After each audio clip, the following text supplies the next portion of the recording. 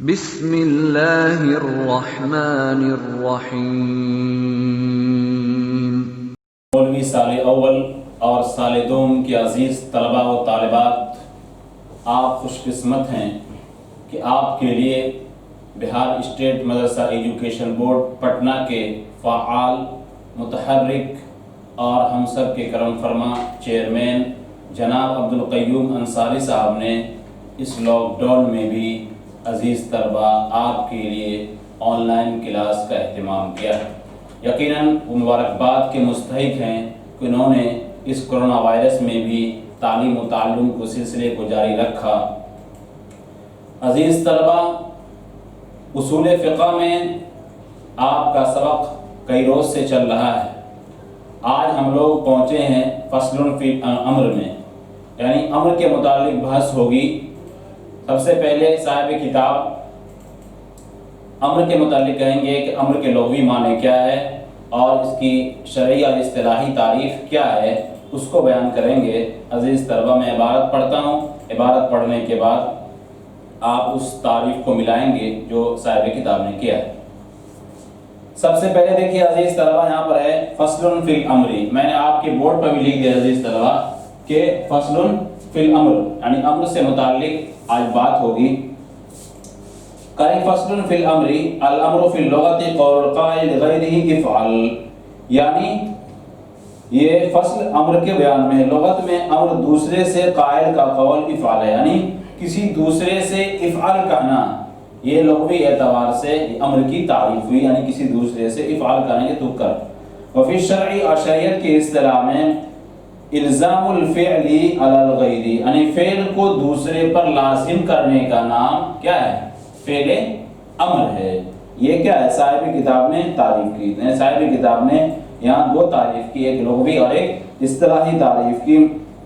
اور اس کو اپنے الفاظ میں اس کو بیان کر دیا۔ یہاں پر تصرف کی اضافت جو ہے وہ الزام کی طرف اضافت بیانیہ ہے۔ مطلب کیا؟ مطلب یہ ہے کہ امر دوسرے پر تصرف کرنے یعنی فعل کو لازم کرنے کا نام ہے۔ یعنی تعریف میں لفظ فعل لسان اور فعل جوارح دونوں کو عام ہے، جیسا کہ اس تعریف سے جھلکتا ہے۔ تو خلاصہ کلام یہ نکلا کہ اس عبارت کے اندر صاحب کتاب نے امر کی لغوی اور اصطلاحی تعریف کو بیان کیا ہے، جیسا کہ میں نے آپ کو بتلا دیا۔ اس کے بعد صاحب کتاب نے بعض علماء کے قول کو نقل کیا ہے جو امر کے متعلق انہوں نے کہا ہے کہ کسی کو حکم دینا، یعنی وجوب جو ہے، امر کے ذریعے جو وجوب کا حکم ہوتا ہے وہ صیغہ افعال سے ہی دیا جائے گا، دوسرے صیغے کے ساتھ اس کا استعمال نہیں ہو سکتا ہے۔ یعنی وجوب جو ہوگا وہ صرف اور افعال کے ساتھ ہوگا، دوسرے صیغے کے ساتھ نہیں ہو سکتا ہے۔ ایسی بات صاحب کتاب نے دوسرے علماء کے حوالے سے نقل کیا ہے، لیکن اس پر پھر آگے اعتراض ہوگا، پھر اعتراض کا جواب دیا جائے گا۔ آپ کہیں گے بعض ائمہ، بعض علماء کون ہیں؟ تو اس سلسلے میں لوگوں نے کہا ہے کہ علامہ فخر الاسلام بزدوی ہیں،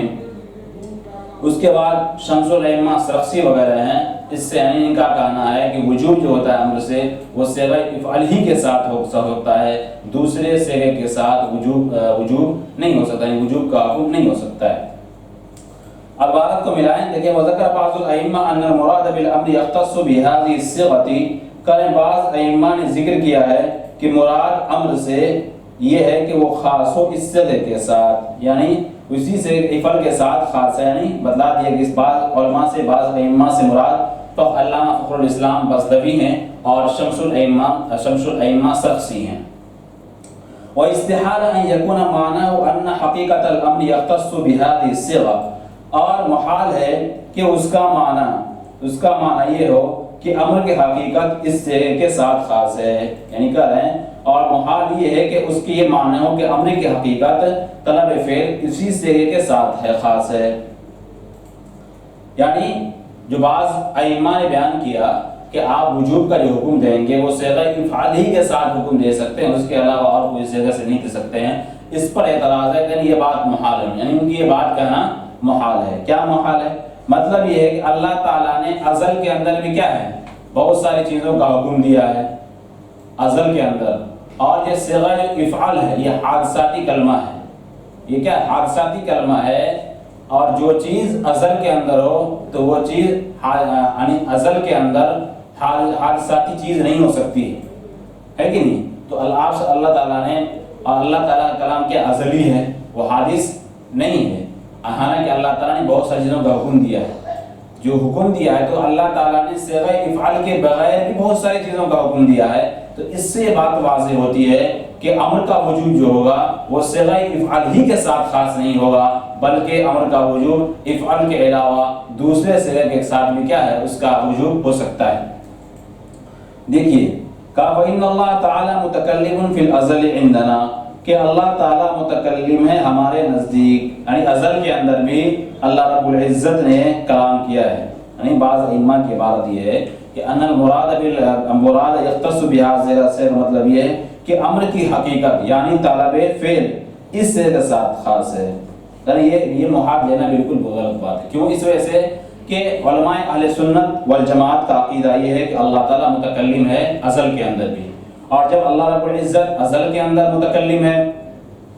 تو اللہ تعالیٰ کا کلام امر بھی ہو سکتا ہے، نہیں بھی ہو سکتا ہے، خبر کی شکل میں بھی ہو سکتا ہے۔ تو لہذا حقیقت امر یعنی طلب فعل کا صیغہ افعال کے ساتھ خاص ہونے کا مطلب یہ ہوگا کہ یہ صیغہ ازل میں بھی ہوں، کیونکہ باری تعالیٰ کا کلام ازل کے اندر صفت کلام کے ساتھ متصل ہے۔ جب ایسی بات ہے تو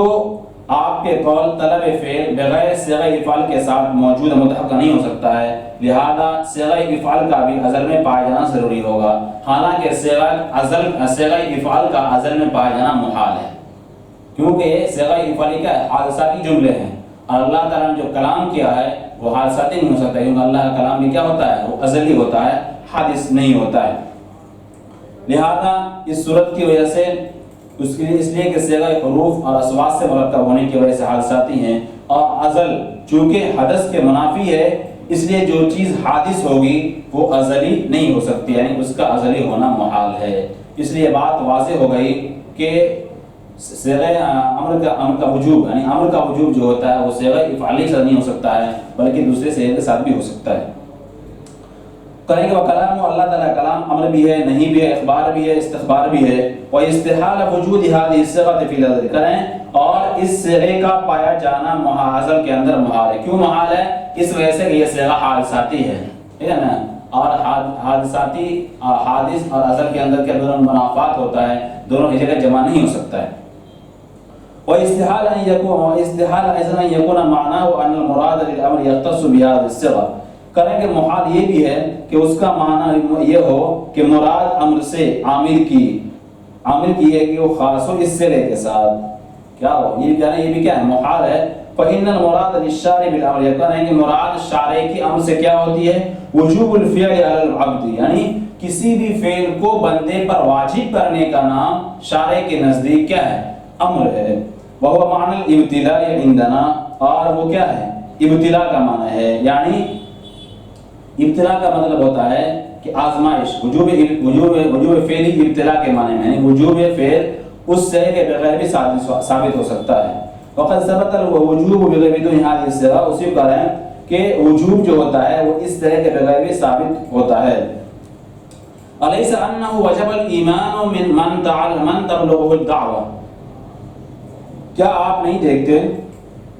کہ ایمان کا وجوب یعنی ایمان لانا ان لوگوں پر واجب ہے جس کو دعوت پہنچی ہو بغیر ورود سماع کے، یعنی ورود سماع کے بغیر بھی جس کو دعوت نہ پہنچی ہو اس کے لیے بھی ایمان لانا ضروری، اس کے اللہ نے عقل دی ہے، اس کو اگر سوچنے سمجھنے کی کا وقت ملا تو اس کے ذمہ لازم ہوگا کہ وہ اللہ پر ایمان لائے۔ تو دیکھیے اس کو کسی نے کہا نہیں، اس کو کسی نے بتلایا نہیں ایمان کے بارے میں کہ اللہ اور اس کے رسول پر ایمان لانا ہے، پھر بھی ایسے شخص پر جو عقل مند ہو، اس کو اللہ نے کچھ نہ کچھ عقل دی ہے اور اس کے پاس کچھ ٹائم بھی ملا ہے، پھر وہ ایمان نہیں لاتا ہے تو کل قیامت کے دن وہ مجرم قرار پائے گا۔ اسی وجہ سے ابو حنیفہ رحمۃ اللہ علیہ قول کیا ہے، قال ابو حنیفہ لو لم يبعث الله تعالى رسولا لوجب العقلاء معرفته بعقولهم، کریں امام ابو حنیفہ رحمۃ اللہ علیہ کا مسلک یہ ہے کہ وظیفہ و تقدیر اللہ تعالیٰ کسی رسول کو دنیا کے اندر نہیں بھیجتے پھر بھی عقل مندوں پر اپنی عقل کی بنیاد پر، اپنی معرفت کی بنیاد پر اللہ اور اس کے رسول پر ایمان لانا ضروری ہوتا۔ اگر رسول نہیں بھی آتا تب بھی، یعنی کوئی پیغمبر کوئی پیغام لے کر نہیں آتا، اس کو نہیں سمجھاتا بجھاتا، پھر بھی اس پر ایمان لانا لازم اور ضروری ہوتا۔ وَيُحْمَلُ ذَلِكَ عَلَىٰ، لہذا اس کو محمول کیا جائے گا کہ عَلَىٰ أَنَّ الْمُرَادَ بِالْأَمْرِ، کہ مراد امر سے یہ ہے کہ وہ خاص ہو اس صیغے کے ساتھ بندے کے حق میں، یعنی بندے کو کوئی چیز کے لیے آپ حکم دیں گے، یعنی وجوب فعل کریں گے، تو وہاں پر آپ اس صیغے کا استعمال کریں گے فی حق لفظ شرعیات، شریعت کے اندر، حتی لا یکون فعل الرسول بمنزلۃ قولہ افعلوا، یہاں تک کہ فعل رسول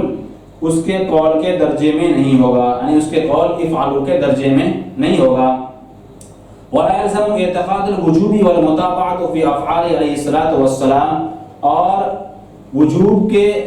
کا اعتقاد، وجوب اور متابعت کا اعتقاد لازم نہیں ہوگا آپ صلی اللہ علیہ وسلم کے افعال میں۔ کہنا یہاں سے اعتراض یہ ہے، بعض لوگوں نے یہ کہا جیسا کہ امام حنیفہ امام احناف کا مسلک یہ ہے کہ آپ صلی اللہ علیہ وسلم یعنی فعل رسول پر ایمان لانا، یعنی فعل رسول لازم ہے کہ نہیں، یعنی جو آپ صلی اللہ علیہ وسلم نے جو کام کیا ہے وہ کام احناف کے نزدیک سنت نہیں ہو سکتا، یعنی اس پر عمل کرنا لازم اور ضروری نہیں ہوتا ہے۔ جبکہ بعض علماء کے نزدیک، اور وہ حدیث پیش کرتے ہیں کہ صلو کما رأیتمونی اصلی، کہ آپ صلی اللہ علیہ وسلم نے کہا جیسے میں نماز پڑھتا ہوں ویسے طرح نماز پڑھو، اس حدیث سے وہ لوگ استدلال کرتے ہیں کہ آپ صلی اللہ علیہ وسلم فعل رسول بھی کیا ہے، حجت ہے، اور اس پر عمل کرنا لازم اور ضروری ہے۔ احناف کرتے نہیں، فعل رسول ضروری نہیں ہے، البتہ آپ صلی اللہ علیہ وسلم نے جو کام مواظبت کے طور پر کیا ہو، مطابق یعنی آپ صلی اللہ علیہ وسلم نے کوئی ایسا کام ہمیشہ کیا ہو تو اس کا عمل کرنا اور اس پر موازات کرنا اور اس کو کرنا لازم اور ضروری ہوگا۔ جیسے کہ آپ صلی اللہ علیہ وسلم نے 4 سے زیادہ عورتوں نے شادی کی، آپ صلی اللہ علیہ وسلم اس کی تہجد کی نماز لازم اور ضروری طور پر پڑھا کرتے تھے۔ تو یہ سب چیزیں ہیں جو آپ صلی اللہ علیہ وسلم کے ساتھ خاص ہے۔ آپ صلی اللہ علیہ وسلم لہذا اس سے معلوم چلا کہ فعل رسول مطلقاً